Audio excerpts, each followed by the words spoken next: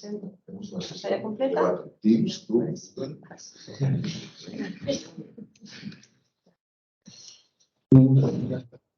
Bueno, buenos días a todos. Soy Carlota Hurtado, directora de comunicación de Global Composites. Es un auténtico placer daros la bienvenida hoy a esta conferencia titulada de la aeronáutica al ferrocarril, pasando por los composites reciclables, que nos va a dar seguidamente Juan José Manso, organizada por Global Composites en colaboración con IMU by Rail Group. Quiero aprovechar la oportunidad para agradecer tanto a Clementín como a Ignasi su cooperación para llevar a cabo este webinar. Es posible que muchos de los que nos acompañáis hoy ya conozcáis a Juan José Manso, debido a su larguísima trayectoria en el mundo de los materiales compuestos. Su amor por ellos nació aproximadamente hace unos 40 años. Es tal que, aunque está retirado desde hace algún tiempo, sigue ejerciendo como asesor científico y profesor de los cursos de formación de Global Composites. Para aquellos que aún no lo conocéis, tengo el gusto de presentarlo. Él es licenciado en Ciencias Químicas por la Universidad de Zaragoza. Tras finalizar sus estudios, inició su carrera profesional en el Grupo Saint-Gobain, en el Laboratorio de Ensayos sobre Composites, pasando a Cristalería Española como responsable técnico de Petrotex, cargo que ostentaría durante 14 años. Ha ocupado diferentes puestos con relación a los composites en empresas como Casa, Fibertecnic del Grupo Gamesa, Induri, Aimplast y Acumener. Ha sido ponente habitual en el Centro Español de Plásticos. Posee varias patentes y es un divulgador científico ampliamente reconocido. Pues sin más dilación, Juanjo, cuando quieras.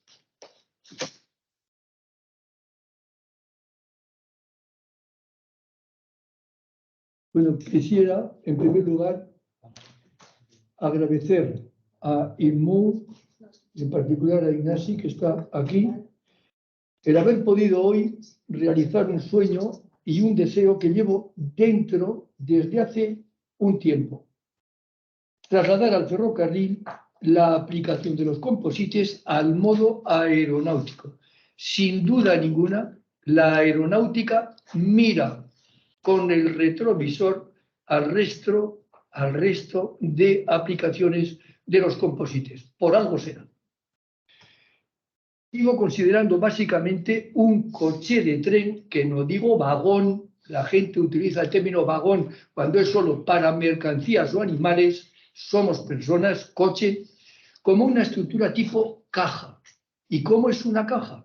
Está constituida por unas cuadernas espaciadas a lo largo del coche, que luego comentaré, y con unos largueros y larguerillos o perfiles que, atravesando las alas de estas cuadernas, que mostraré en unas maquetas de cartón, constituyen la estructura, que finalmente se envuelve con una superficie que es la que la cierra, que da la aerodinámica, sin olvidar techado, techos y suelos, donde el término sándwich, que luego comentaré, es el rey necesario para ese compromiso que se busca siempre entre peso y rigidez.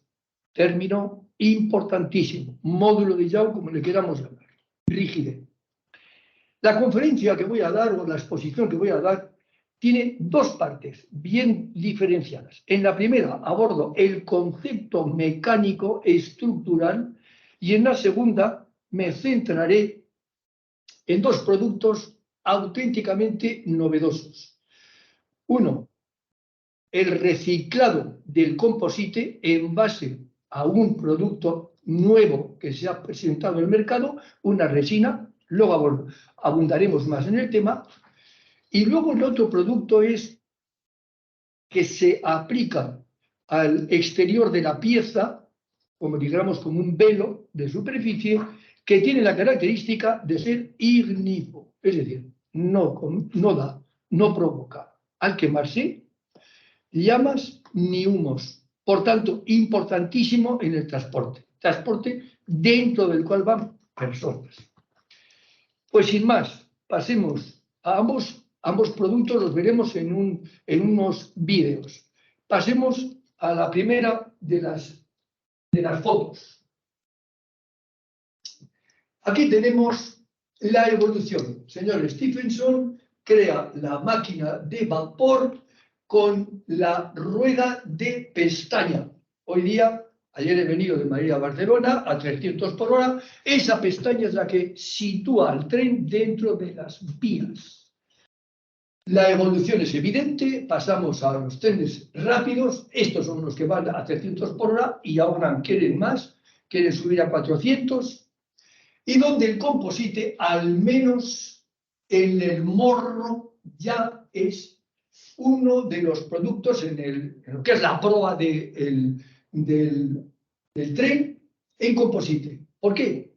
Porque de un golpe recoge toda la configuración en varias dimensiones, longitudinal y anchura. Esto en metal sería costosísimo y problemático y encima denso. Y encima, en caso de accidente, no lo olvidemos, la fractura, la descomposición, el choque de un metal con un composite no tiene nada que ver. ¿Por qué se eligen las fórmulas 1 en composite?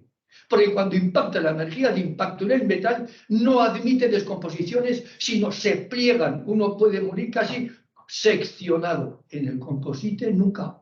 Composite estalla y esa energía de estallado absorbe y evita al que le llegue al ser que va dentro. En la otra mano, los aviones. Ahí tenemos, suelo ir de vez en cuando al Museo Aeronáutico en Cuatro Vientos en Madrid, tienes un biplano. Pues bueno, era tela con todos los rigidizadores, una tela que se le daba una resina, que era lo que entonces llamaban resina, lo que podían hacer, una laca para rigidizar.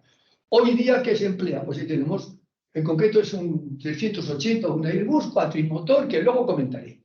¿Y esto qué es? Pues ambos, hoy estamos en un tema de tren, aquí está un tren que se llama vertebrado.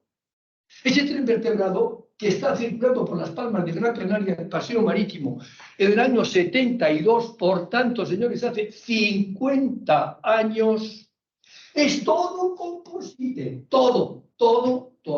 Me tocó a mí participar muchísimo en esto. ¿Por qué? Porque el que lo diseñó, hablo del año 72, había diseñado antes la foto que voy a poner a continuación. Para mí, un talento extraordinario. Alejandro Goicoechea Omar, autor del talgo. La gente cree que el talgo es del año 50. Sí, del año 50 vino de Estados Unidos en aluminio, porque España no podía, ni sabía, ni tenía conocimientos para trabajar y soldar el aluminio. ¿Quiénes lo tenían? Los americanos.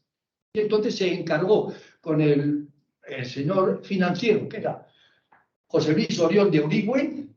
Gracias a por él se hizo talgo económicamente, y este señor fue el talento. El talento, la gente cree, en el año 50. El talgo vino a España a pasajes en el año 50. Por tanto, estamos hablando de 72 años. 72 años. Este señor, cuando le conocí, tuve el inmenso placer de poderle ayudar, porque yo trabajaba en Saint-Gobain, y cuando salía de Saint-Gobain me iba disparado a las reuniones con él, donde discutíamos, tomaba nota y hacía todo lo que podía para hacerle ese tren vertebrado, todo composite. Ese tren no lleva las ruedas de pestaña, no, llevaba unas como las orejas, como mis orejas, a los lados, de caucho, como de los coches. Eran motores eléctricos, cada rueda era motorizada. Fijaros qué avance. Año 70, porque este tren es el segundo. Este señor me dijo, si en los años 50, el talgo, los composites se hubieran conocido, no habría duda de que los hubiera empleado Manso. Eso no se me olvidó nunca. Alejandro Goicoechea, 1971. Entonces, así lo hicimos. Gracias a Dios circuló por Las Palmas 2 años y pico, el paseo marítimo, pero la presión de las guaguas iba a ir desde Ugando, el aeropuerto, hasta la ciudad, por la mediana de la carretera. Fijaros qué rápido.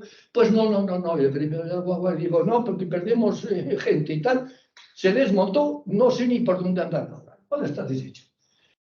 En 1971, cuando circuló el primer tren vertebrado porque eran vértebras unidas entre sí, es tipo hoy día normal, se une un módulo con otro, los tranvías, en los trenes, etc. Fabricado en composites, 100% composites. De manera que, señores, no estamos abriendo ahora por la primera vez, no. tenemos ya una experiencia de 50 años, desde los años 70. Bien. ¿Por qué mi interés en esto? El peso es un factor importantísimo, lo recalco siempre en los cursos, cuando un producto material tiene que desplazarse, atención, porque los composites tienen que considerarse. ¿Por qué? Porque el acero, 7,8 de densidad, 7,8 kilos de decímetro cúbico. Aluminio, 2,7 kilos de decímetro cúbico. Fijaros que ya es un tercio. 2,7 frente a 7,8.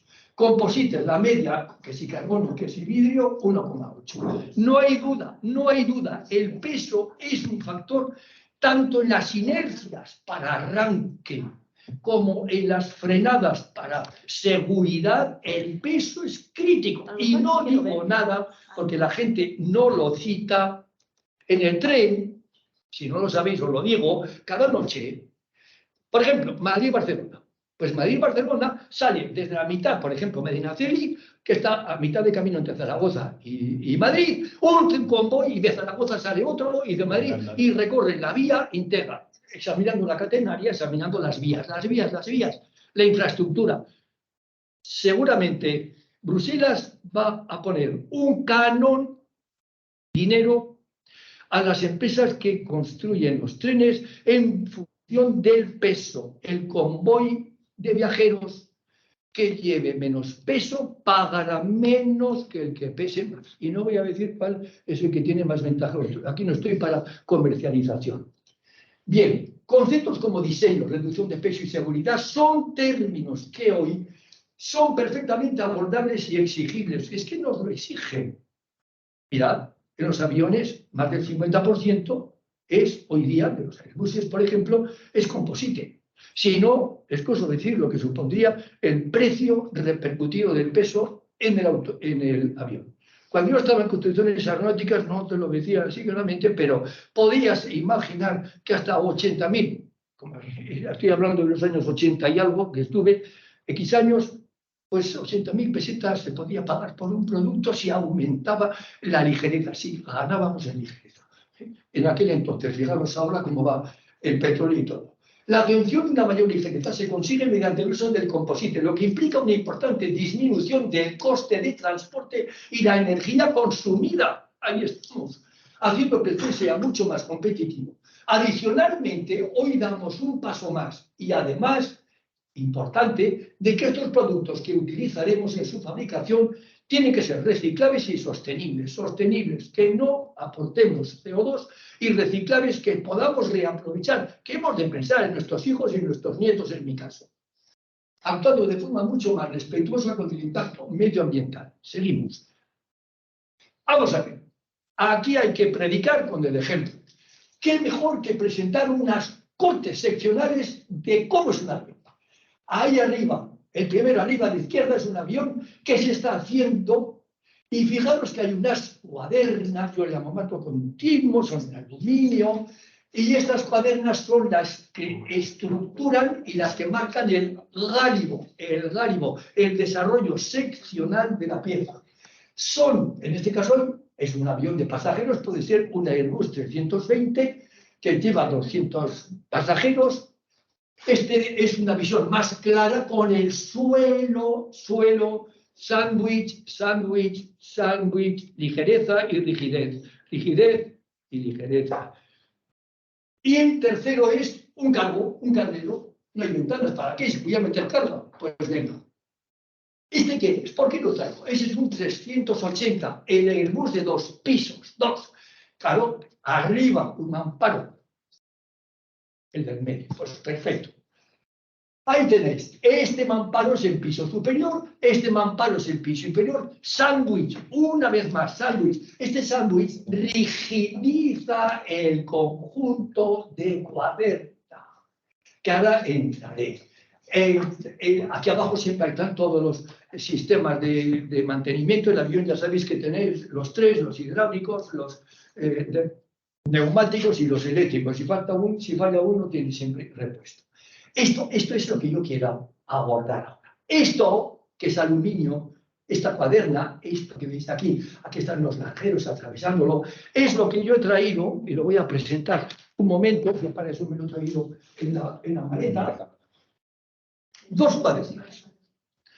A ver si lo podéis. ¿Lo puede coger la cámara? No lo sabes. Esta es la estructura. Esta es la estructura en T. Esto es una T. Y estos agujeros, ¿para qué son? Por aquí les voy a pasar los rigidizadores. Los rigidizadores son estos. Que puede ser tubo metálico, aluminio, no tengo ningún inconveniente, o puede ser composite, ya lo creo, de carbono. Ya sabemos, la diferencia del peso es fundamental. Bueno, a este le cuesta más pasar. Bueno, ya lo conocéis. Pero si el cálculo me pide una estructura más compleja, le pondré... Gira la cámara un poquito. ¿Gira? Ah, vale. Pero se ve esta cámara para que él pueda... Ya, lo que pasa es que las cosas ya no son las... Bueno, de cualquiera de las maneras yo os lo comento. Esta es una estructura en U, en doble T, en U con dos alas, como también un perfil que le atraviesa. Esto rigidiza, es la estructura que rigidiza. Y también el otro tubo aquí la tenéis. Yo creo que esto, el cálculo decidirá si interesa más una U o una T. Yo ahí ya no me quiero pronunciar. Para eso están los calculistas, los ingenieros que lo meterán. En cualquiera de los casos, esto es la clave de lo que voy a continuación a explicar. La estructura. Un poquito. Bueno, que voy yo. Paso al medio. Al medio, vamos a ver. No. Yo creo que aún iban. Sí. Aún iban antes otra. No. ¿Estáis? Después de esta va la del... Pues perfecto. Vamos a ver. Mirad. Vamos a ver. Cuando hacía esta búsqueda, este es un avión que os lo voy a comentar ahora. ¿Por qué lo pongo? Porque tiene enorme trascendencia este monstruo. Cuando me pongo a trabajar en esto, digo, ¿por qué los aviones se han hecho en composite? Y después de un montón de ensayos, fijaros en el año 84, que entro en construcciones aeronáuticas, ya se han presentado los estabilizadores en composite. Un estabilizador son las alas de atrás.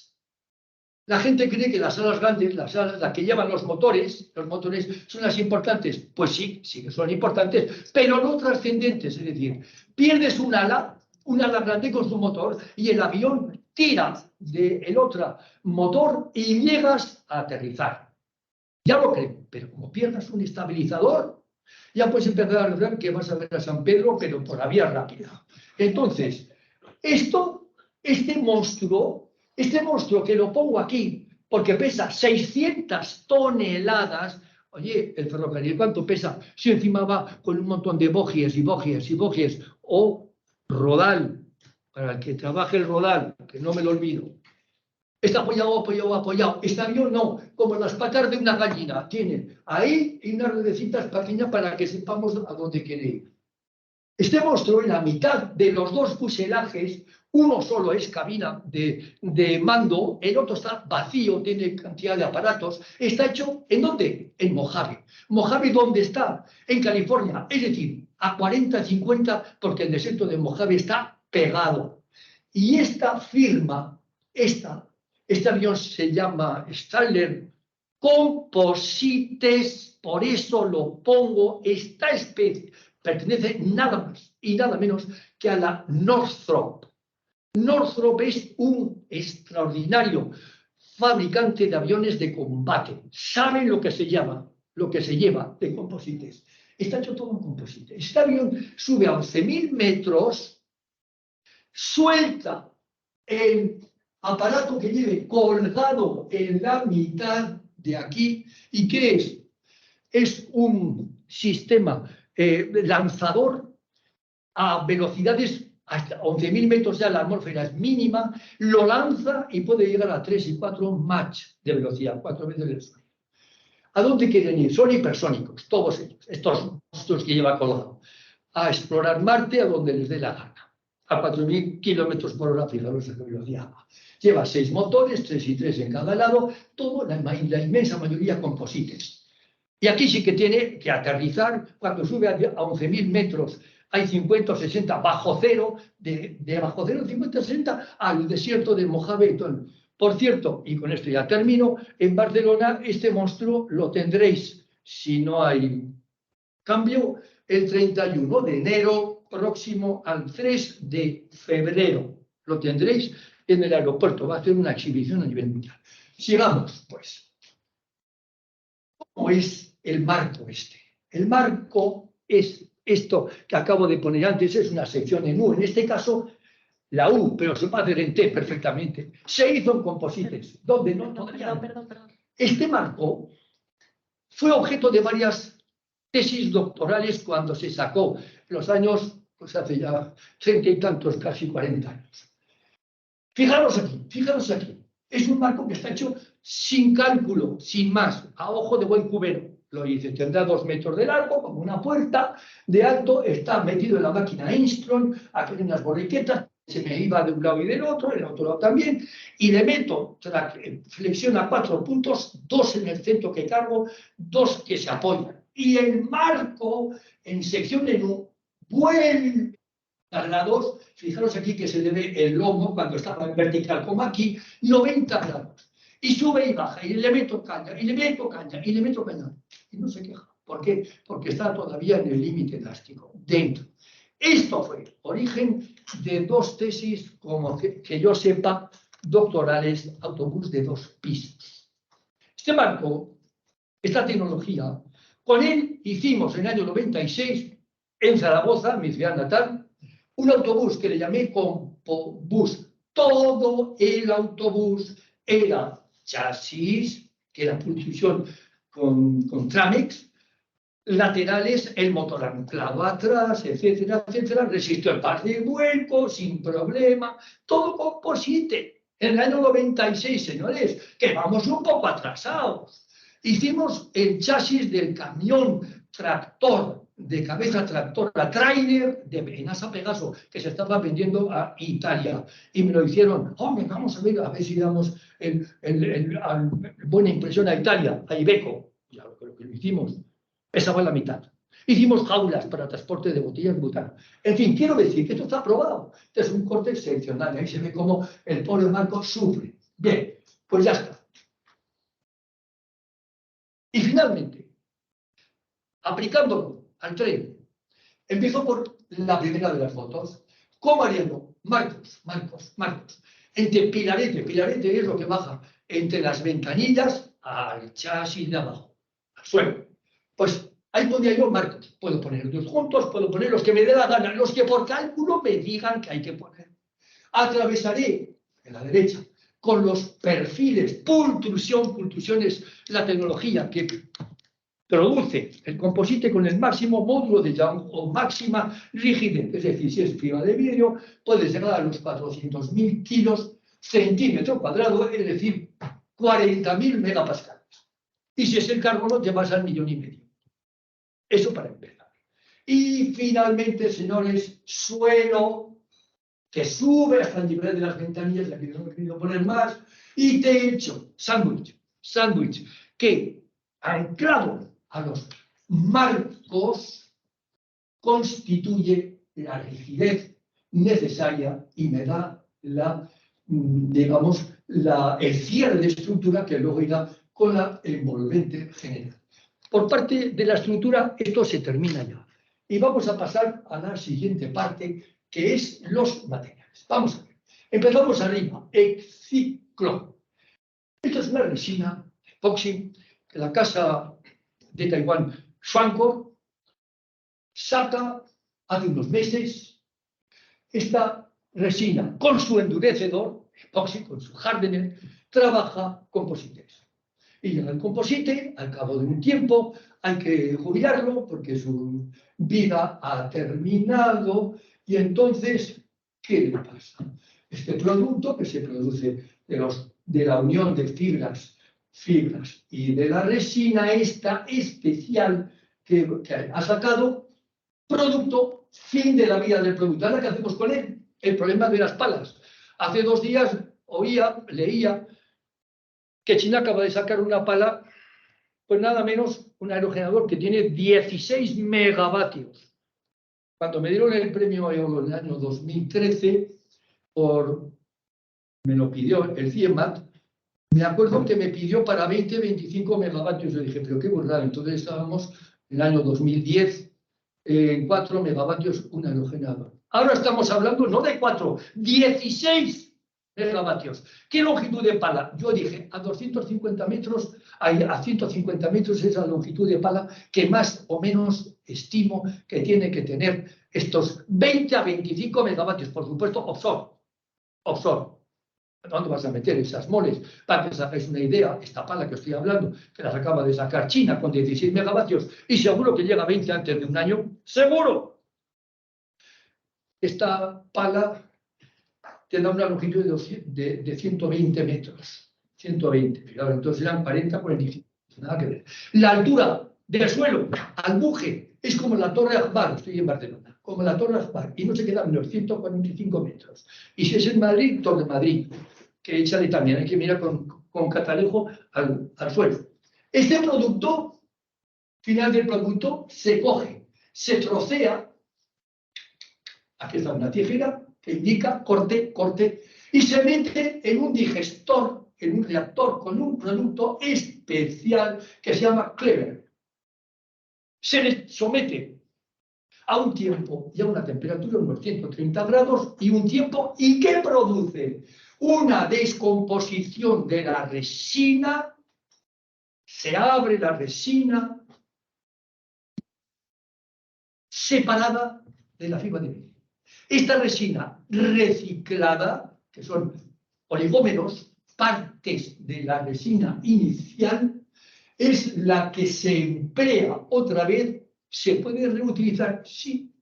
Los endurecedores, ¿se le puede añadir otra resina? Sí. Con la particularidad de que esta resina reciclada, sus resistencias mecánicas que se han probado, luego lo vamos a ver rápidamente, a flexión, a tracción y tal, es incluso superior a la de la que partió en origen, porque ha sido reciclada, o sea, no ha perdido características mecánicas y puede añadirse, puede mezclarse. No hay pérdida de materiales y de desechos. Igual que la fibra. Esta fibra, que puede ser carbono, luego lo vamos a ver, o fibra de vidrio, se puede aprovechar, naturalmente no para fin estructural, se aprovechará, como vamos a ver, para otras cosas. Es decir, reciclado integral de ambos, fibras y resinas. Pasamos a otra. Aquí tenemos el ciclo con el Clever. Es decir, la resina que hemos partido especial epoxi, le añado, haber troceado el composite final de su vida, le añado el agente químico no agresivo, descompone a la resina, la suelta y me produce separación de las fibras entre el carbono, el de abajo, arriba es verde, es vidrio, la cual trocearé en largos que quiera, más o menos, y me puede servir para hacer pues, partes de inyección en termoplásticos, de electrodomésticos, de coches y de piezas diversas, o cemento, o escayola, que también la fibra cortada admite, o inyección de termoplástico, la poliamida, el polipropileno, etc. Y la resina la tengo aquí, esta es la resina reciclada con el Clever. ¿Qué vamos a hacer con el oligómero, que es el producto que he obtenido? Vamos a ver el siguiente. Primero, preparación de la muestra, trocearla. Segundo, colocarla dentro del reactor. El reactor, cojo esas X muestras, la meto. Tercero, añado el producto, el disolvente químico no agresivo, Clever. Y cuarto, la someto a una reacción, un tiempo, alrededor de 3 horas y temperatura de 130 grados. Vamos a seguir con la quinta, 6, 7 y 8. Esto es, cuando se calienta, empieza la descomposición, todo en Navidad. Unas alubias, una lenteja, lo que sea, que calentar porque hay que ponerlo así. El sexto, dejo ya enfriar, ya se ha producido un tiempo, el adecuado, ya se enfría, saco Las muestras de fibra, que las separo con las pinzas y las utilizaré, como digo, para refuerzos de termoplásticos o de lo que sea, de escayolas, etc. Y la resina es la que puedo volver a utilizar con su endurecedor o con nueva resina, porque me haga falta, etcétera, sin problema, porque no va a bajar las características mecánicas de la nueva pieza que haga, sino incluso la superará, como vamos a ver, pero a continuación. Vamos a ver, ¿cómo se resuelve hoy día? Pues como buenamente se puede. Claro, hay un montón de cosas que hay que resolver. Antes, cuando yo empecé este tema hace años, las palas, en el año 71 ya hice el primer juego de palas de 6 metros en el centro de aplicaciones de Alcalá de Henares, donde estaba la fábrica. Y esto, pues hoy día, ¿qué se haría? Pirólisis. La pirólisis es lo que lleva, porque yo trabajo todos los neumáticos y qué sé yo, es calentar y calentar en un horno a la venga, hasta que ya hay en ausencia de oxígeno, atmósfera inerte, como es el nitrógeno, y se aprovecha, o solvólisis, es decir, con un disolvente químico, adhesivo, se recupera una parte, tan en negro y tal, fibra reciclable, la mayoría, pues es muy complejo. Muy complejo, ¿por qué? Porque la fibra, sea de carbono, no te digo nada de carbono, o de vidrio, tiene que llevarse una imagen. Y cuando se le somete a esas temperaturas, la imagen dice, adiós, adiós, a ver, ¿cómo vas a unir? No, la fibra que tiene esa, que se queda en la pirolizador, hay que someterlo a un tratamiento que llamaríamos de contacto, de puente de unión en química, hablando. Y huella de carbono alto, medio, aquí hay calor, desprendimientos, aquí no. Bajo el coste del proceso, bajo valor añadido, es alto, vuelves a reutilizar los productos que la normativa Bruselas del año 2025 no va a tolerar que se hagan productos que no sean reciclables y a ser posible el 100%. 2025. 100% reciclable, 100% también la resina, la fibra y la huella de carbono, que es lo que es el calentamiento únicamente mínimo del reactor. Sigamos. Y aquí tenemos el resumen.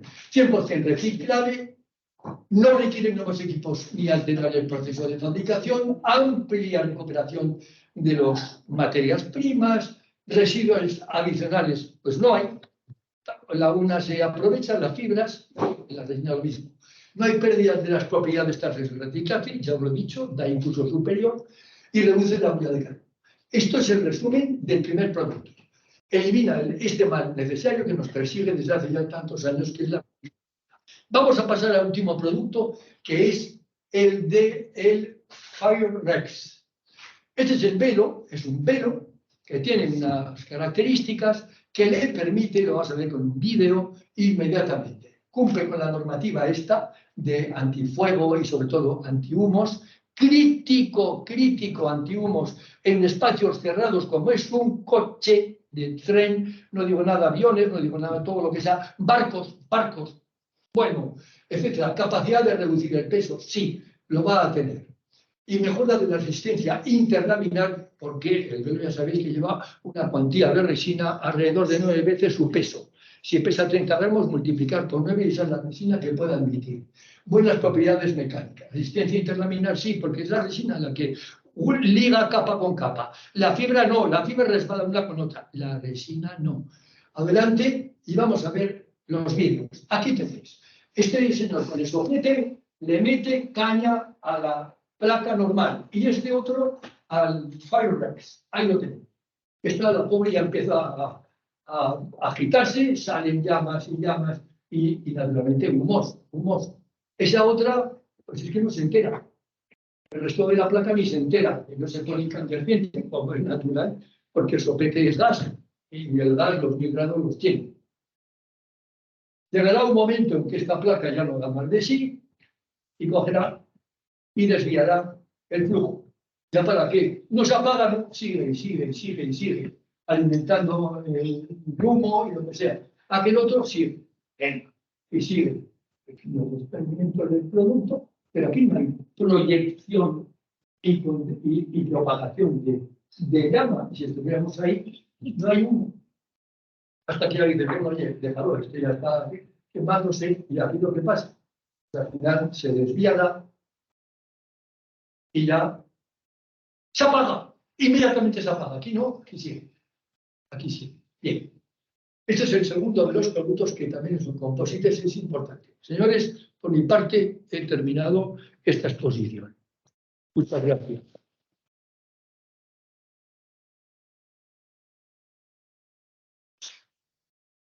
Bien, muchísimas gracias. Yo creo que este panorama, para empezar, yo creo que es prometedor en cuanto al cambio.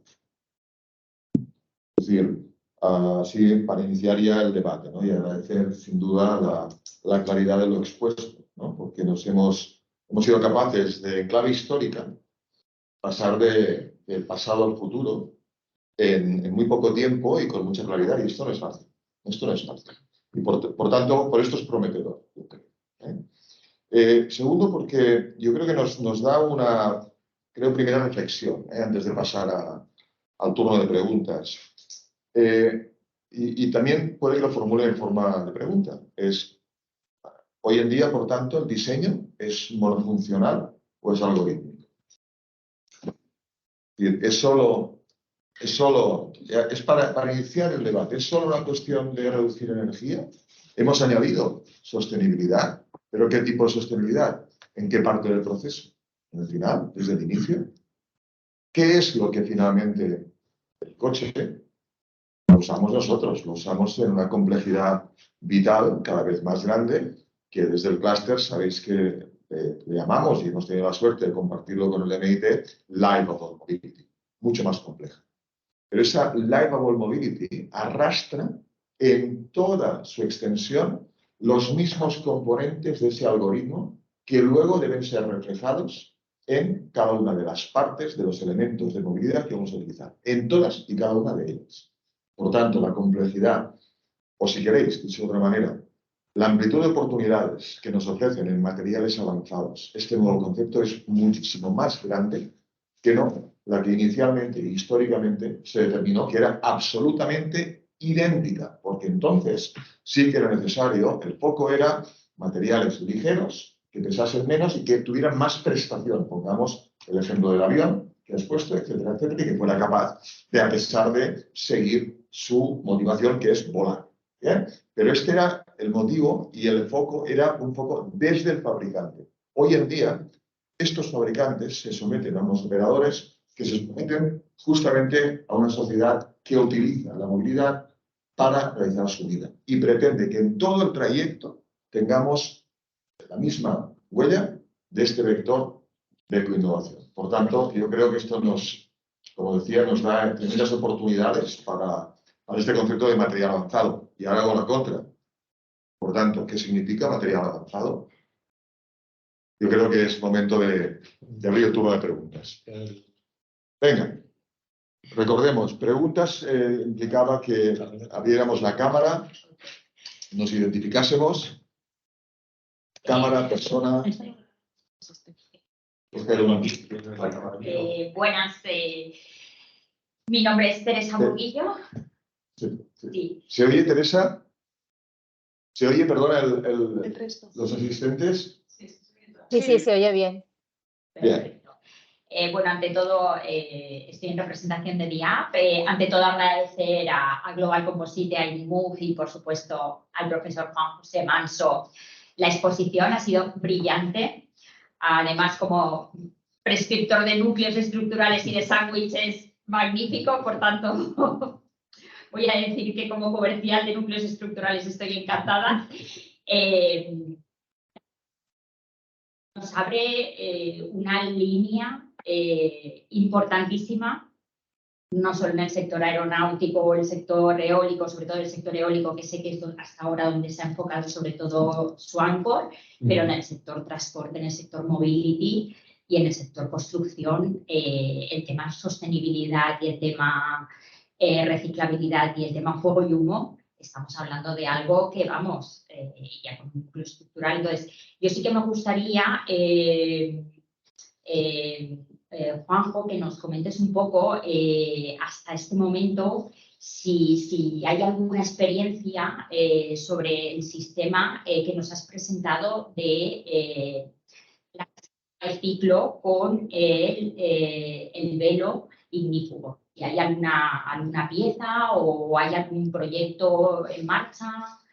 Sí, vamos a ver, yo creo que es una pregunta tan interesante como importante que voy a llamar a dos personas que han trabajado este tema muy en particular, Rafael Mellado y Fernando Hurtado, que sí que os pueden dar valores o datos que aclaran la pregunta que has hecho.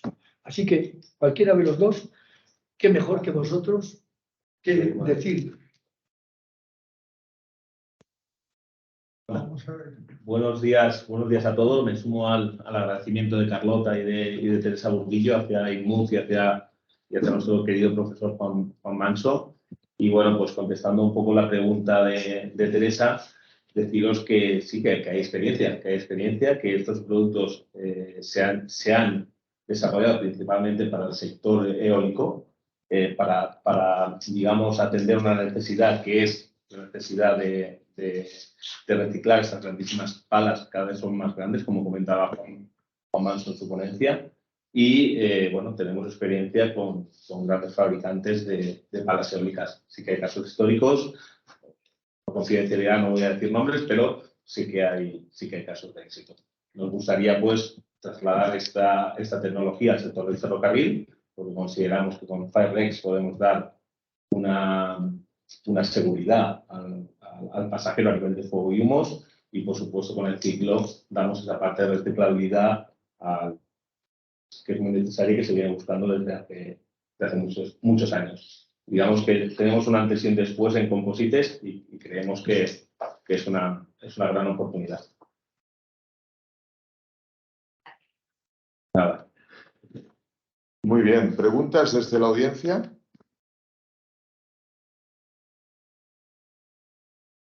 Yo tengo, mientras tanto, una, ahora, bueno, veo que también hay alguna. Hay una pregunta clave que yo creo que debemos abordar desde una perspectiva holística amplia, que es la dependencia del uso de combustibles fósiles. ¿Bien?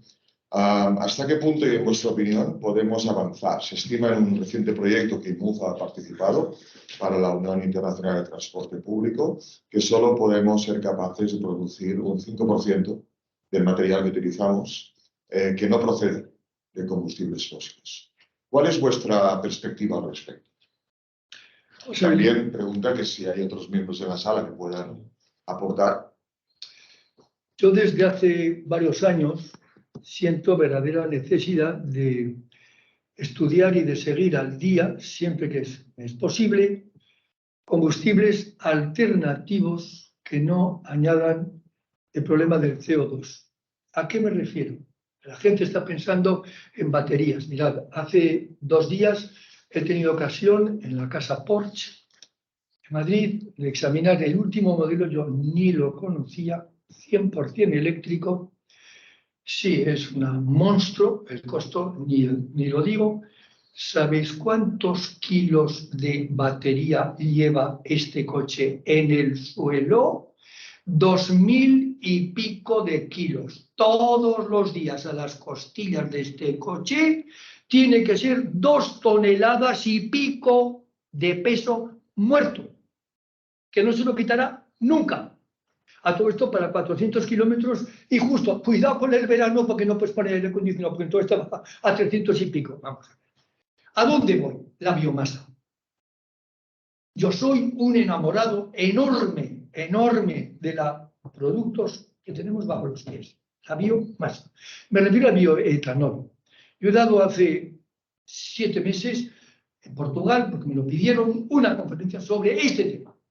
Mientras Francia, cuidado, España es el segundo país de Europa, segundo en biomasa y que aprovechamos prácticamente cero, muy poco. Ahora ya empiezan a moverse. Francia, que tiene las nucleares y tiene todo lo que le da la gana, tiene biomasa de bioetanol, es decir, proceso químico, coges, troceas, metes a un reactor, como como todo lo que ahí entras, descompones. Y el bioetanol genera, lo puedes meter directamente al coche o al tractor, puesto que sale de la tierra, al pobre labrador, que bien que le va a hacer falta. Vale la mitad del precio que la gasolina. En Francia, cuando di la conferencia, estaba el litro a €1,7 la gasolina.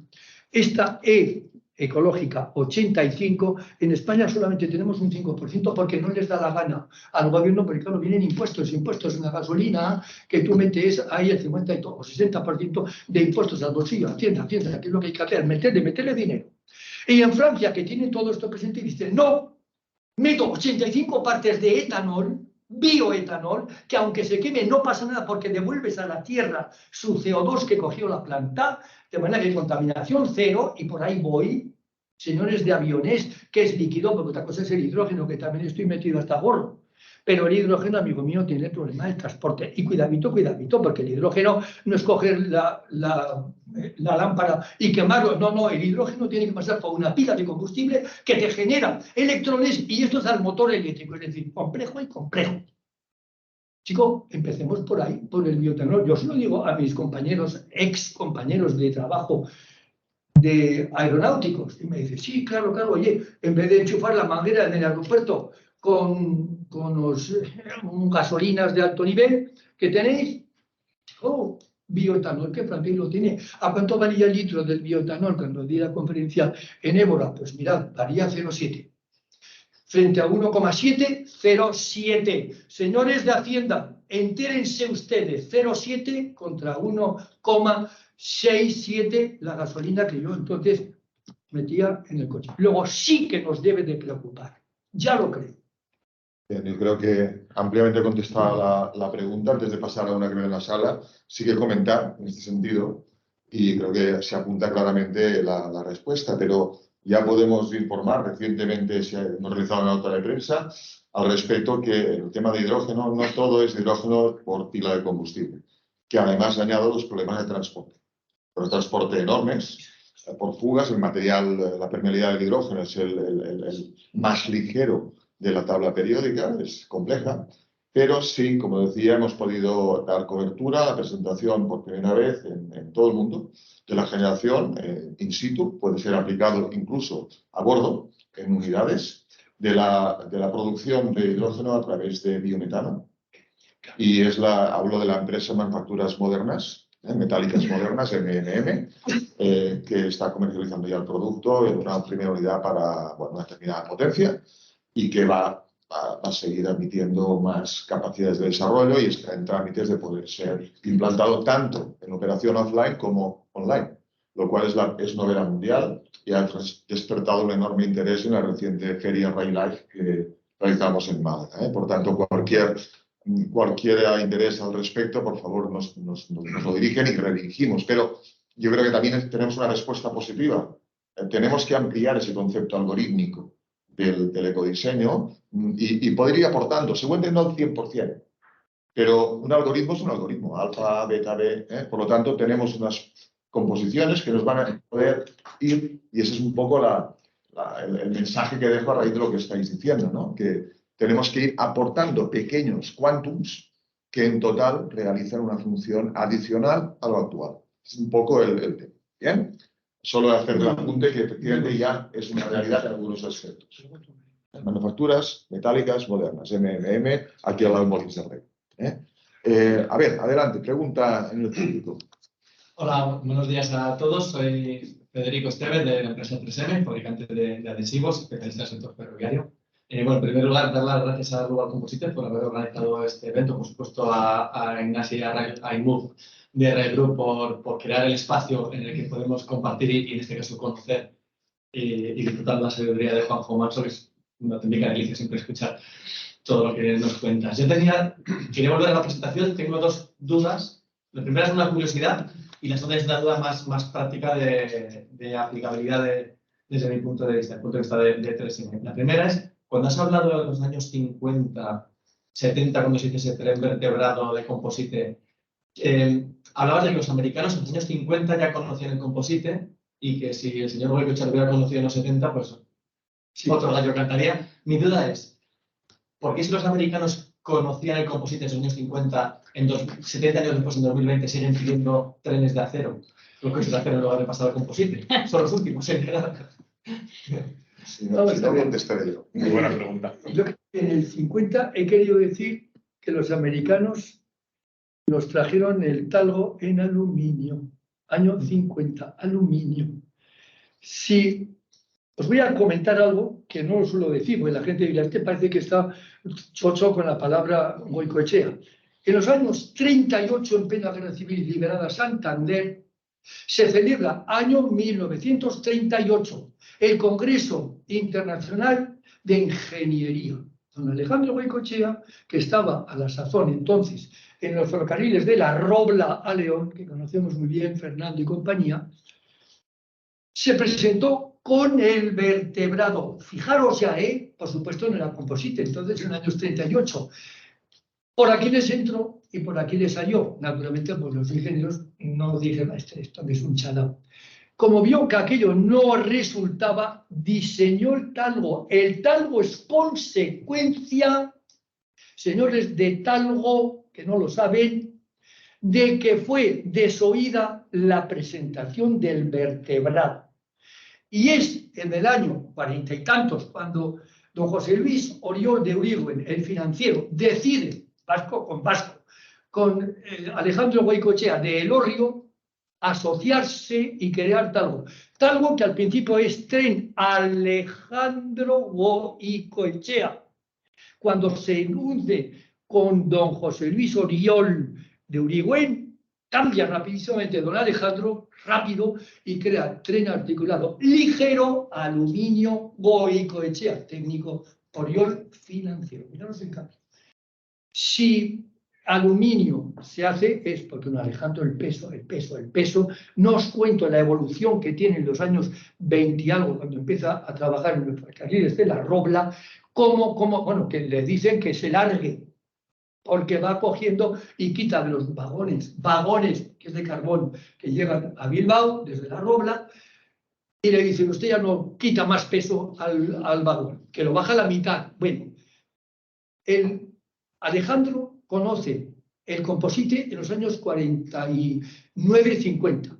Cuando yo le conozco, años 71, que yo vengo de Francia, de mi formación, había visto en las jornadas de París una película Super 8, en donde aparece un tren allí, que era como una lombriz, cortado en trozos, vertebrado, y con las orejas ahí, las ruedas fuera. Y veo Santa Cruz de Campezo. Y eso es Aldama. Yo conocía Campezo porque es donde se saca los asfaltos. Y además veo a los guardias civiles con el tricornio, con el mosquetón, y a un par de señores allí en un tren cada día patatín, patatán, en una estructura de hormigón. Y digo, una intuición. Esto tiene que ser, le digo a mis colegas franceses, esto es España. No me siento, se trompe. Está usted equivocado, esto es Francia. Sí, Francia la que lo ha hecho. Prisonnier et l'autre. Pero esto es España, que no, bueno, voy a discutir. Cuando vengo a España, localizo a Goicoechea y me dice, en España puede fabricarse esto. Le digo, sí. ¿Usted tiene muchos arrestos? Le digo, póngame en prueba. Y me dice, dentro de un año, el vertebrado que va a circular. Hablando, y forma un equipo, con ingeniero de caminos que hace las estructuras, con el diseñador, con la empresa que estaban en Calaverares, y hacemos el sándwich con poliuretano, porque es el compromiso óptimo de aquello que se mueve buscando rigidez y ligereza, las dos conceptos, el tren que lleva a gálibo la rueda, ya no son las orejas, están dentro, como el pato, que las lleva dentro el pato no tiene orejas, las tiene dentro. Y ese es el origen. Pero es en el año 71 cuando se le hace el vertebrado español, muy superior al francés, que es un cilindro con las ruedas fuera. El nuestro está integrado. Hay que rigidizar esa parte. Y claro que se le rigidiza. Es decir, aluminio para talgo, que es lo que busca don Alejandro. España no sabía trabajar, no tenía conocimiento de talgo, la tecnología, y lo trae de Estados Unidos. Hicieron dos convoyes. El primero llegó en los años 50, pasajes, se desembarcó y circuló por aquí, por allá. Yo tenía 7 años y me acuerdo que le dije a mis padres que quería ver el talgo, no sé por qué. Y me fui a Zumárraga y vi el talgo. Me quedé con los ojos cerrados, así, abiertos. Un tren espectacular. Ese que habéis visto está en la estación de Delicias, en el Museo del Ferrocarril. Ahí está, en Madrid. Muerto de asco está. El vertebrado no sé dónde andará. Seguramente lo habrán desgraciado. Y la segunda parte era... Y luego, sí, te iba a preguntar un caso práctico. Estoy pensando en la última diapositiva. Hemos hablado de la primera, ahora de la última. Cuando has hablado del FireRex, que me ha parecido un producto súper interesante, Sí. Yo estoy pensando en fabricación de paneles sándwich con un núcleo de poliéster, por ejemplo, de DIAP, por supuesto, con una doble piel. Si la doble piel, en lugar de poner aluminio, le queremos poner composite y que cumpla los requerimientos ferroviarios, encontramos que los aditivos para que sea resistente a fuego y humos provocan cierto riesgo de delaminación o pueden provocar cierta debilidad de delaminación entre las capas de la propia piel de composite de 1 milímetro y 2 milímetros. Yo estoy pensando, si este velo se puede poner como capa exterior de un composite de fabricación de 1 o 2 milímetros y parte de ese panel sándwich, ¿eso ya lo habéis contemplado? ¿Se habéis trabajado en ello ya? O... Sí, estamos trabajando Sí. en ello. Es algo que lo tenemos contemplado. Realmente para que la pieza sea inífugaz necesitamos que esté por los dos lados. Exacto. Necesitamos que esté por los dos lados y no solamente por los dos lados, sino que el composite en sus dos lados cumpla con el velo. Esté por los dos lados con el velo. Después el núcleo y después otro composite por los dos lados con el velo. Es de esa manera lo que conseguimos es esa clasificación tan importante en fuego y humos y evitamos desdelaminación porque el velo absorbe mucha resina. Y hay mucha resina en contacto con el núcleo. Mejoramos la adherencia. Vale, o sea, no necesitaríais que el resto del composite tuviera esos aditivos ignífugos. No, solamente las partes exteriores del composite. Perfecto. O sea, si el composite es a dos caras, las dos caras tienen que terminar con un velo. FireRex. Muy interesante hablar de eso. Claro que sí, muchas gracias. Muy interesante tu pregunta. Muy bien. ¿Alguna pregunta más? Yo quería añadir o insistir en el diseño. Lo has comentado al principio. El diseño es algo inherente, cromosómico de los composites. Mirad, cuando se tiene que resolver un triángulo, el ángulo que se forman dos paredes laterales con el techo, ese ángulo con 3 direcciones, el ladrillo no lo consigue. El acero hay que darle, hay que conformarlo, se adelgaza muchísimo, es un problemón, etc. El único material que lo lleva posible es el composite. ¿Y qué ejemplo pongo? Nada más y nada menos que la ampliación del Museo Reina Sofía de Madrid, que lo ganó Jean Nouvel, diseñó, ganó el premio, se largó a Francia y dijo, hágase. Y ahí quedó. Y claro, llega Dragados y dice, ya hágase. No, y además no quiero ver llaga, el llagado de ladrillo. No quiero ver la superficie y sobre todo los ángulos. Es como una nuez inmensa este edificio, aislado, y decía, no te puedes ocultar. No ves por aquí, no ves por allá. Y bueno. Y Dragados estaba verdaderamente que no sabía cómo hacer. De acuerdo que intervine porque tenía muy buena amistad. Aparejador y le dije, esto, composite. ¿Por qué? Porque el composite tiene molde. Y el molde te lo resuelve. Y como tú, el acero, le recibes la plancha en tal espesor y en tal composición, y como el aluminio, como el metal, está hecho, tú no puedes hacer otra cosa que pregarlo, doblarlo, cortarlo, soldarlo. Pero aquí no. Tú eres el amo de la guitarra y tú pones los dedos donde te da la gana. Tú haces la composición de tejidos, de refuerzos y de la resina y del sistema y de esto y del otro que quieres. Por tanto, tú haces que el morro, la proa de este tren que ayer me llevaba a 301 kilómetros, lo vi algunas veces, digo, venga, lo tienen prohibido pasar de ahí. Pues esto en composite es factible, en molde, y además repite, el molde te aguanta. A ver, el metal. Es decir, el diseño inherente cromosómico al composite. Y esto hay que valorarlo. Reconocerlo. Si encima le pones sándwich para buscar la rigidez, para que a esas velocidades el empuje tiene que ser tremendo, cuando nos cruzamos con otro tren, una 300 y otra 300, digo yo, ¡wow! ¡Qué horror! ¿Cómo tiene que estar esto de bien estructurado? Es que no hay otra. no hay otra. Es decir, es un material complementario. No digo nada si hiciéramos mezcla, hibridación de acero como se ha hecho con el composite con el acero. Lo hicimos hace años y llamamos el steel, composite y steel. El steel, el acero, te da la enorme rigidez y la enorme tranquilidad que da al diseñador y calculista, porque es un material, el acero, que se conoce hace la tira de años. Y nadie le tiembla el pulso. Pero el composite te lo protege, te lo envuelve, te da color, te da también ligereza, anticorrosión, etc. O sea, se necesitan los dos, no se excluyen. Muy bien, pues insisto de nuevo y por última vez, alguna pregunta más en la sala. Si no, pasaría a ofrecer algunas conclusiones que me ha parecido ir anotando. ¿En la sala virtual también? La virtual. Aquí. ¿En la sala virtual? ¿La sala virtual? ¿Alguna más? No, decíamos que no admitiríamos por el chat, sino que por favor las que hayan se identifiquen. Cámara encendida, persona y empresa, y lancen la pregunta, por favor.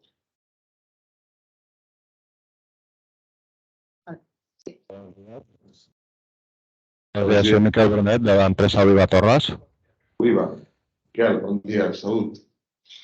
Muy buen día. Muy interesante la conferencia, súper espectacular. Y respecto a los vectores sociales y del entorno que tenemos de la presión sobre la reciclabilidad y la compatibilidad con el medio ambiente, particularmente en el sector ferroviario, a mí me gustaría, pues, no sé, ver vosotros cuál es vuestra opinión, digamos, desde el punto de vista de operadores y digamos, el que tiene que tirar de la cadena, ¿no? Para que todos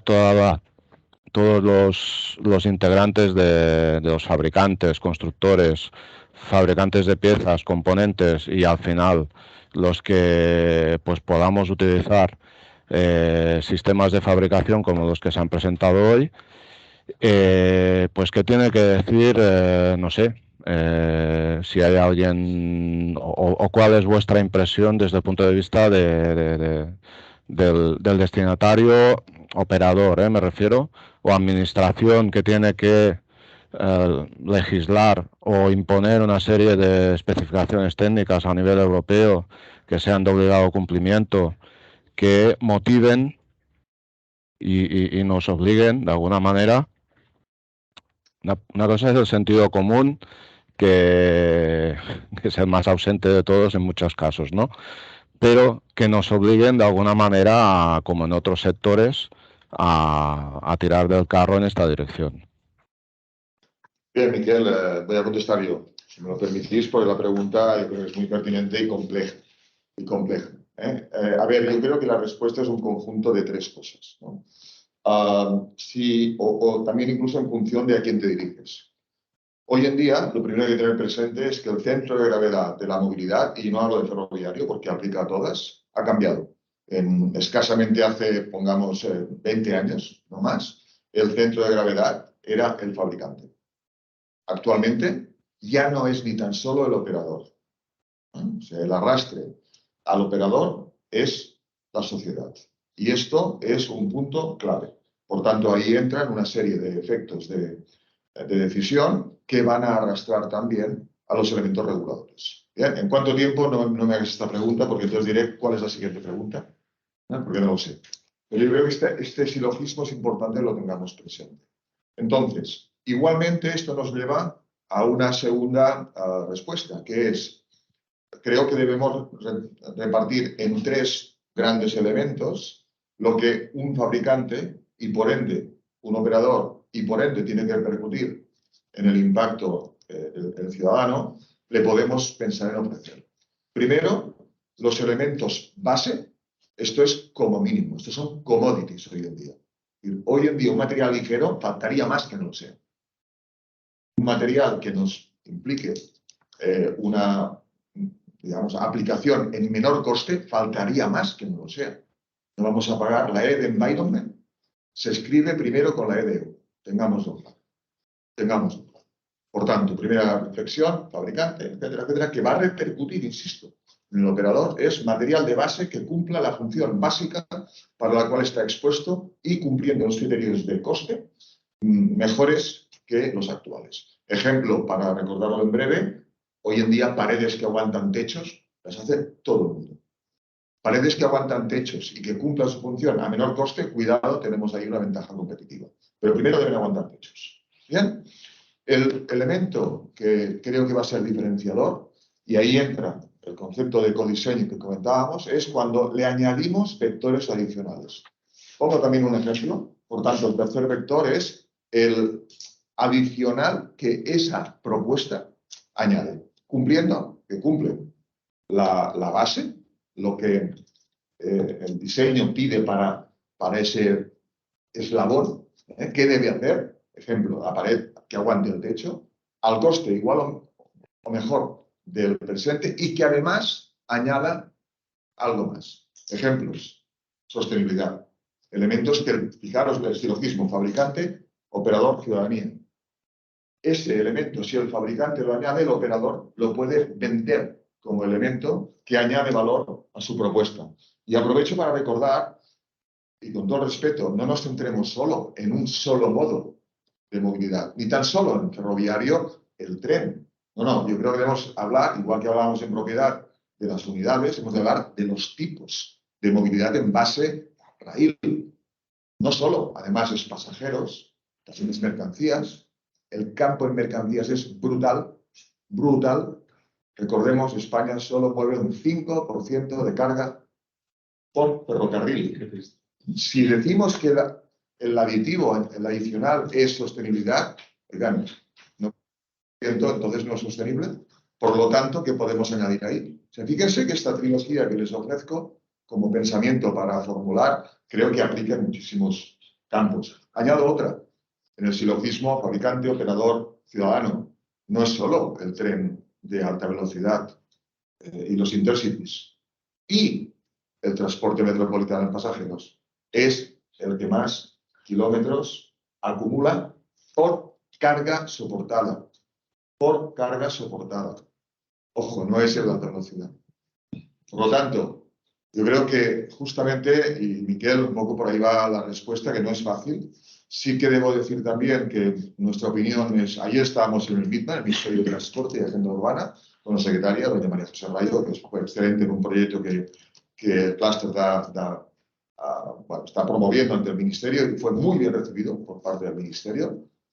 Creo que el Ministerio en España, de momento, ha hecho un gran paso. Ha hecho un gran paso promulgando un plan de movilidad, MITMA, que para empezar es el único plan que existe. Perdone, pero si alguien ha encontrado otro plan, que me lo enseñe, yo no lo conozco. Pero es que encima es bueno. Es que encima es bueno.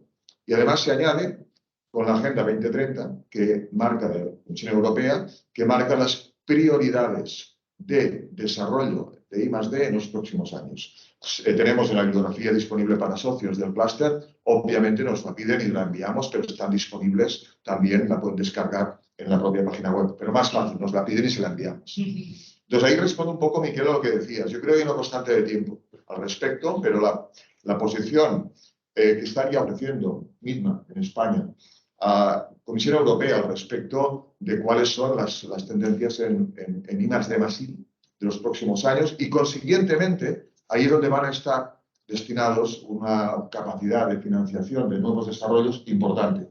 Cuidado, no solo son los Next Generation y los PERTE. Recordemos que los PERTE y los Next Generation es, entre otros, un 60% como mucho de promedio capacidad subvencionable.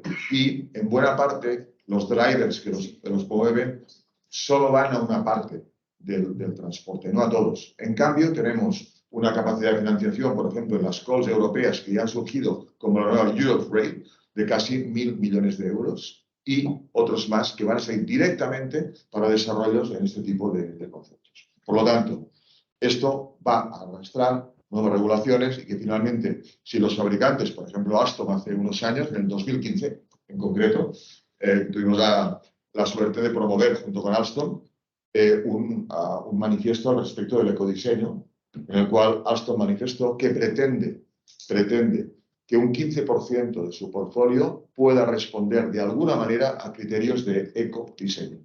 Bueno, creo que es una primera respuesta a los próximos años. Miquel, esa es mi respuesta. Y creo que hay manos levantadas en la sala. Un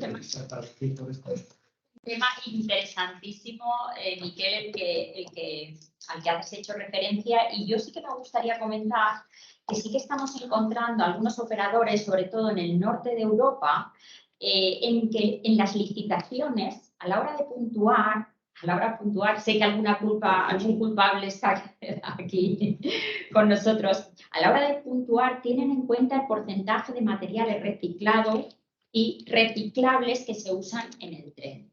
Entonces, el OEM está obligado, entre comillas, a presionar o a colaborar con los Tier 1, con los Tier 2, con los fabricantes, para buscar esos materiales más sostenibles. Por tanto, yo creo que, como sabéis, normalmente el norte de Europa es más estricto a la hora de sostenibilidad.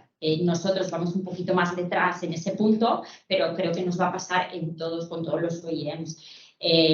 Os puedo decir que Alstom en algunos suelos ya lo está diciendo. Porcentaje de material en suelo, 80% reciclado, 90% reciclado, y está pasando con otras piezas. Por tanto, parece que va a ser a largo plazo, pero no. Yo lo veo más a medio, corto plazo, y este tipo de resinas, este tipo de, bueno, los núcleos de PET y otro tipo de materiales están avanzando mucho, y yo creo que en los próximos años vamos a conseguir que haya un porcentaje de materiales reciclados en el tren bastante más alto que actualmente. Por tanto, yo creo, Miquel, que estamos yendo por el buen camino, y que los OEMs lo tienen bastante claro, que la línea tiene que ser materiales reciclables y reciclados, y la sostenibilidad que el cliente final está pidiendo, por supuesto. Ya no quiero entrar a hablar de la huella de carbono, por supuesto. Seguro que... Sí, yo quería aprovechar.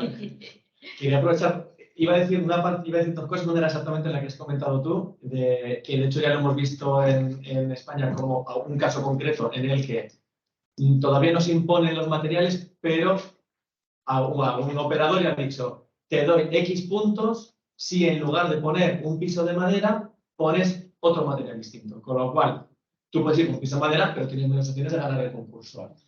Ya luego hemos hecho un sándwich y con aluminio, con composite, diferentes opciones, pero ya eso ya es meter un punto. Entonces, de los varios factores en los que los operadores de OEM pueden presionar a los tier, a los fabricantes como vosotros, Miquel, es un poco, primero está el tema del peso, por supuesto, o sea, ya solo por peso, cuando el OEM, el fabricante, tiene que cumplir esos pesos, pues te da la capacidad a ti para poder proponer materiales más ligeros, o nosotros, los que somos prescriptores muchas veces en los fabricantes, como 3M o DIAP, que hemos hecho mucho trabajo conjunto, por citar dos ejemplos aquí a mano, ayudamos al propio operador, al propio fabricante, a encontrar esos materiales que luego os los pasan o llegan a los tier como Torras para hacer ese desarrollo, y tanto empresas como nosotros podemos estar con vosotros en ese desarrollo. Ahí el efecto lobby también es importante. Nosotros, como miembros del clúster desde hace ya unos cuantos años, nos preciamos mucho de abrir nuestras puertas en nuestro centro de innovación en Madrid, a reunir a tiers, a fabricantes, a los OEM y a los operadores, a compartir conocimiento. Y de hecho, uno de los grandes éxitos fue precisamente a raíz de hace un par de años un gran evento en el que se juntó Renfe con Alstom, Stadler, Talgo, todo el mundo en nuestro centro de innovación.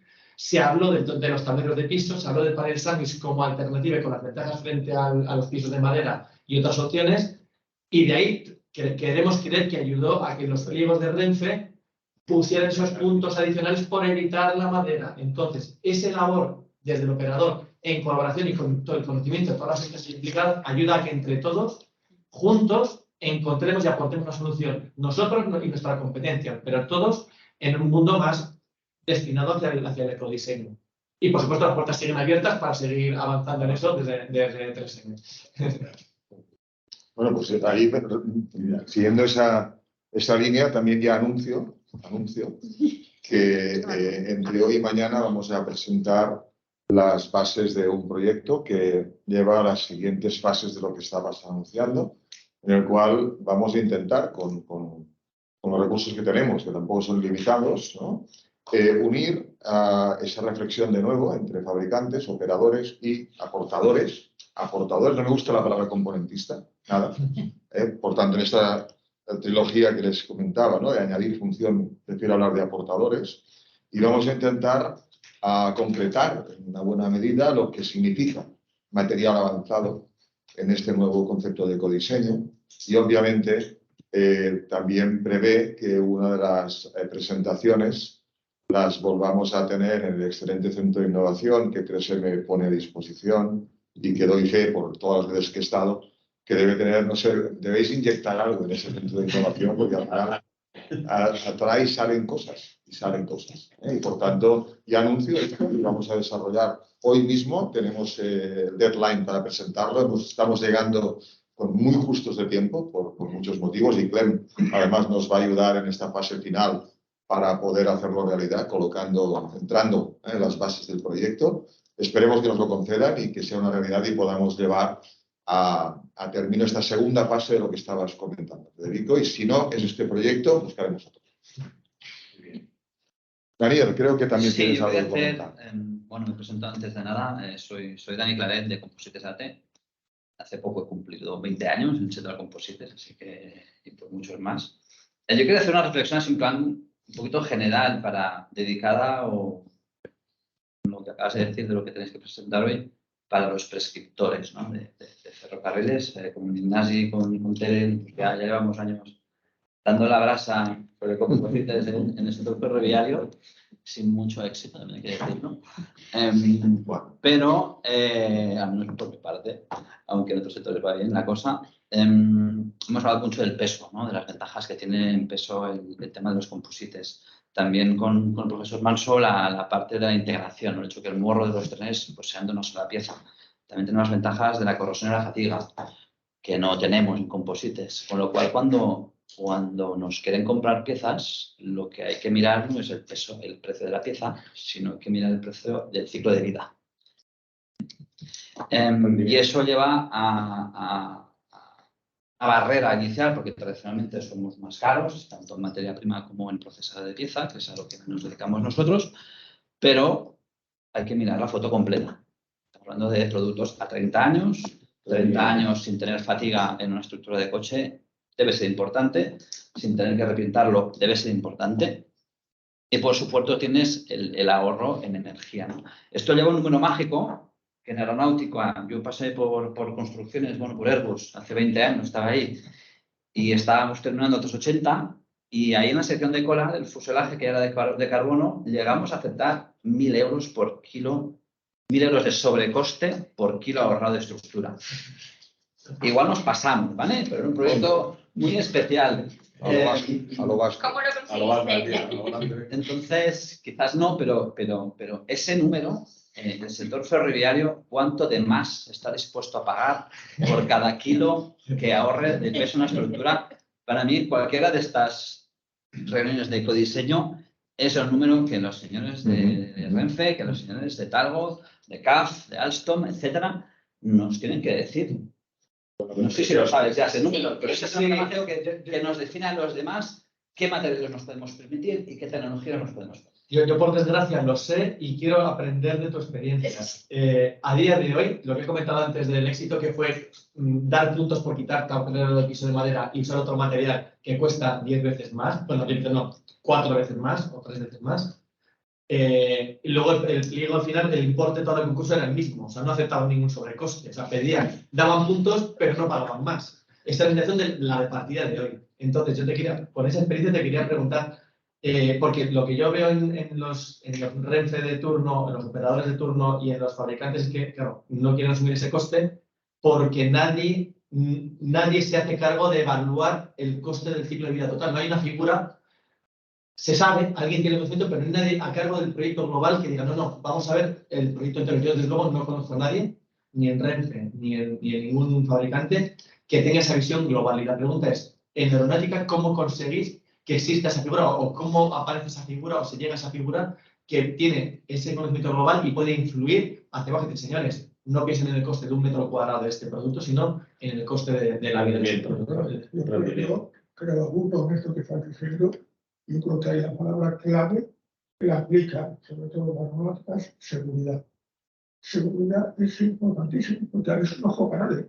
Pero no la pagan. Sí. ¿Cómo que no pagan? Yo creo que la parte es el rendimiento. Tendría que ver el rendimiento de este producto. Ha hablado de desgaste, ha hablado de resistencia a la fatiga, ha hablado de los materiales compuestos que son capaces de tener otros rendimientos muy diferentes a lo que actualmente existe.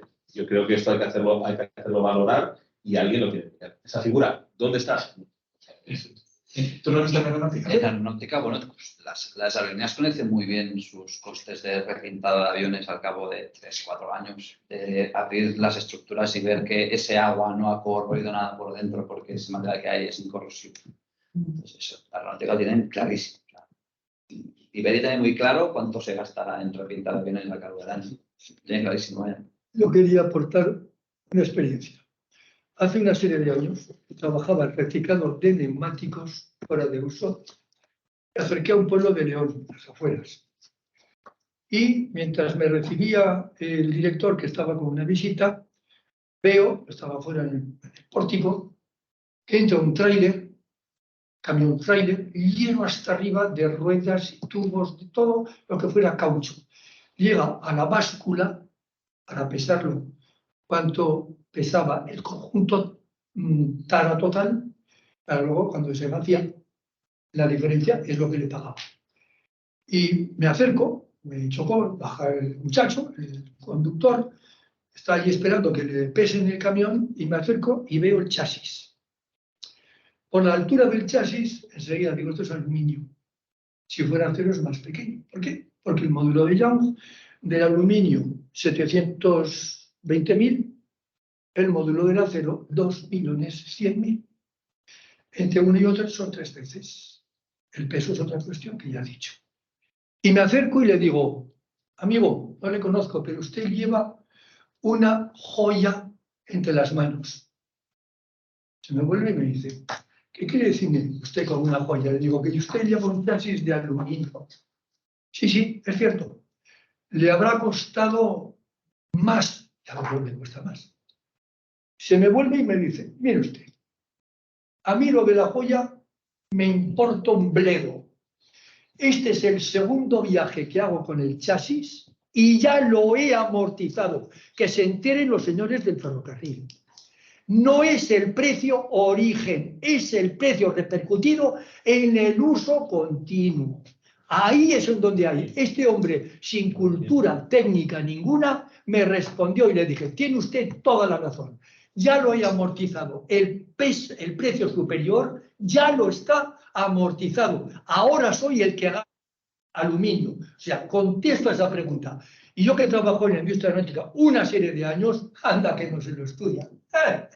Total y absolutamente, si hoy volamos, es por los composites, por el 60% de peso. Y nada más. O sea, claro que lo tienen estudiado, que tienen economistas y saben de qué va. O sea que el ferrocarril debe de meterse en la cabeza que hasta el sector náutico, digamos esos monstruos que van a 80 kilómetros por hora, ya sé, con un pedúnculo que se mete en el agua, ese cachalote, y van para arriba y para abajo y dan vueltas y tal. Oye, ¿qué? ¿Lo hacen en madera? No. ¿Lo hacen en acero? Tampoco. ¿En aluminio? Tampoco. Porque las viradas, cuanto más peso, más deriva tienen. No. Composite. O sea, que no. La técnica debe de estar metida en la cabeza. Pero el costo, estudialo. Haz cuenta. ¿Y por qué en los trenes no lo tienen tan claro como en aeronáutica? Porque son muy reacios. El señor Goicoechea ya me lo decía en el año. El sector ferroviario manso me lo conozco desde el año 20 y tantos. No te digo que en el año 38 salta con esto y ve que no han hecho ni peinetero caso y dice, pues ahora sacaré el tango, porque vertebrado con las orejas fuera, no lo han entendido. Hay una primera respuesta ahí, no lo olvidemos, que es la entrada en vigor del cuarto paquete ferroviario. El equivalente en el sector aéreo entró hace muchos más años. Y por tanto, el efecto que tengas una oferta mayor crea competencia y crea apertura y crea arrastre. Entonces, este es un elemento que debemos tener muy presentes. Hay un ejemplo clarísimo hace muy poquito. Hoy en día, en alta velocidad en España, es una parte de la movilidad en base ferroviaria. Por cierto, utilizando 100% energía renovable, de origen renovable, por cierto. Y hasta ahora poco utilizado este branding. Tenemos ya 3 compañías que operan este surco, en concreto el Barcelona-Madrid.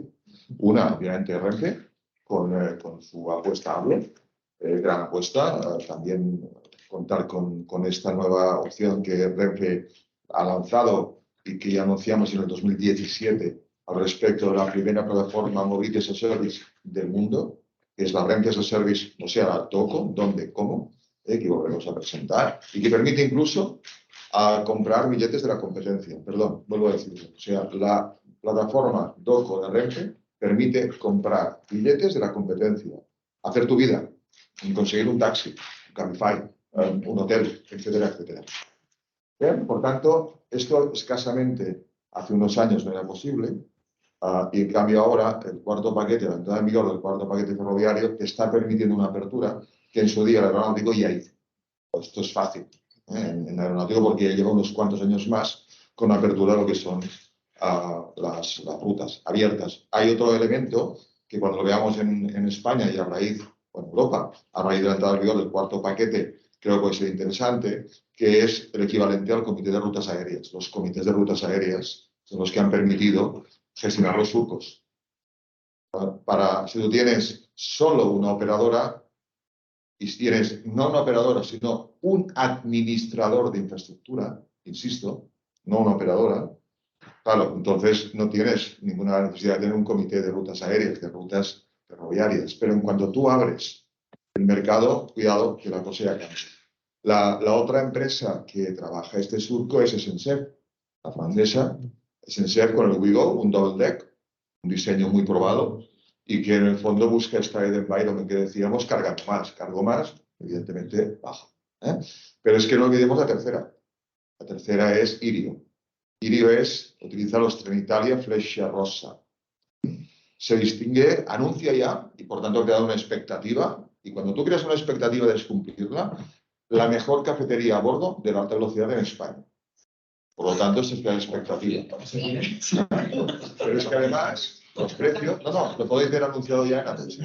En Atocha lo podéis ver anunciado, o sea, justo cuando sales del AVE Renfe, te encuentras con el anuncio de Irio que te dice la mejor cafetería a bordo de la alta velocidad en España. Por lo tanto, además los precios, billetes de 18 euros, además un Fleccia Rossa especialmente diseñado para el tema, y además no hay que olvidar que el consorcio original que llevó adelante Irio, entre otros, está formado por Trenitalia, una parte Air Nostrum, al cual su participación fue adquirida por Global Via, socio del clúster, que actualmente está adquiriendo también empresas de, entre otros, autobuses en UK. Por lo tanto, yo creo que la respuesta, para empezar, es incrementar la competencia. El cuarto paquete nos lo permite.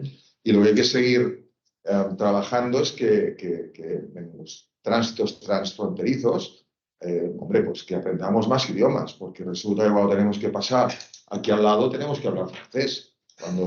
Porque si no hablamos francés, me refiero a los sistemas de control, etcétera, automáticamente tenemos unas barreras adicionales que el propio, si queréis, truquitos, ¿no?, de las legislaciones locales, ¿no?, que las balizas ASPA son fabricación española y en francés tienen que hablar distinto de cuando hablan aquí. Evidentemente, esto mismo lo he dicho en la Comisión Europea, por lo tanto no podemos decirlo. Por lo tanto, el Seamless Operation Across Europe es, junto con la entrada del cuarto paquete ferroviario, otra de las maneras que tenemos para aumentar la competencia. Y ahí, añado, no olvidemos otros sectores de grandísimo interés y potencial desarrollo enorme si añadimos el tema sostenibilidad, que es mercancías. Solo 17% de la carga en Europa se mueve por tren, o sea, es sostenible. 17%. El resto es coste de oportunidad. y el 17 es por el 25% de Alemania. Hablamos de peso, decimos que en pasajeros, seguramente el tema peso, estamos ya en la asíntota. En mercancías, estamos muy lejos de la asíntota. Todo lo que bajemos de peso es más payload que podemos cargar. Por lo tanto, más ventaja competitiva. ¿Bien? Por lo tanto, respuesta, si quieren, un poco perifrástica, pero va implícito también una constante de tiempo, que yo creo que también se está acelerando, los datos nos llevan ahí, y que espero, pues, con optimismo, esa aceleración al cambio de algunas de las posiciones que actualmente estamos, lo digo, sufriendo. Creo que tenemos tiempo para una pregunta más, tal vez, o una, ¿no? No, si hay alguien. ¿Alguna más? Creo que no. Yo me gustaría apuntar algo que, En la sala. que hay. Lo he hablado muchas veces con Juanjo, con José Manso, y es el problema de la formación. Digamos, el sector aeronáutico está soportado por ingenieros aeronáuticos que en su desarrollo profesional les enseñan los composites. Ellos saben de origen los composites. Yo he estado hace años en casa y allí ya estaban con los composites de las resinas hace más de 30 y 40 años. Cuando estamos hablando con el sector naval está apoyado por ingenieros navales que saben de los composites. El sector ferroviario está apoyado, no tiene sector como aeronáutico o cosa, se llama industrial, ingenieros industriales, que no conozco en ninguna escuela donde se enseñan los composites. No digo, solamente lo dejo ahí. Solamente yo creo que es un tema de formación importante. Por alusión, yo no puedo estar más de acuerdo, por eso el clúster incorpora una herramienta que es la herramienta Rails Loop Academy y Move Academy, que lo que permite es introducir vectores de formación especializada justamente para técnicos, para personal de I+D, incluso para otros, digamos, departamentos de las empresas constructoras en concreto, pero operadoras también, porque, como decía, es muy amplio y que puede permitir aportar una oferta formativa, creo que interesante, porque además no es existente. No es existente aplicada a esta parte de la movilidad. Por lo tanto, de nuevo, ahí brindo la oportunidad, tanto los presentes como los que están escuchando. Tenemos un programa que además van a verlo en la próxima planificación del 2023, que está también ultimando Clem cuál es su formulación, pero tenemos ahí un espacio que brindo para todos ustedes, para que podamos crear una oferta formativa y que nos permita, evidentemente, a un coste razonable, porque por coste me refiero que hoy en día cuando ya salimos, digamos, de la universidad, el vector tiempo entra mucho.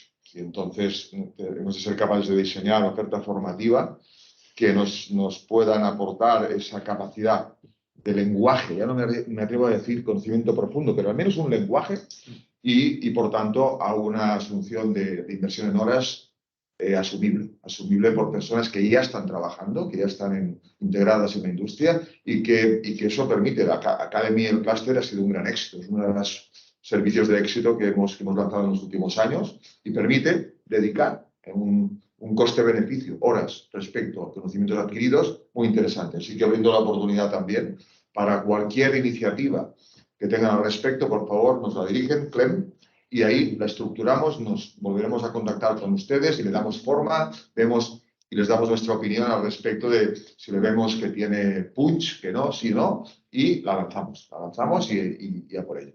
En cuanto a las universidades, recordar que tenemos un convenio con varias, con la UPC en concreto de Vilanova, con centros tecnológicos en los cuales hay una oferta formativa que efectivamente no lleva incluido lo que comentamos. Pero bueno es al menos no quedarnos parados y por nuestra parte, ahí está ese servicio, que es la parte que podemos nosotros responder. La universidad, pues con todo respeto, es la universidad.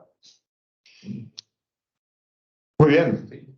Pues, yo creo que con esto Si os parece, Muchísimas gracias. por finalizada la sesión de hoy.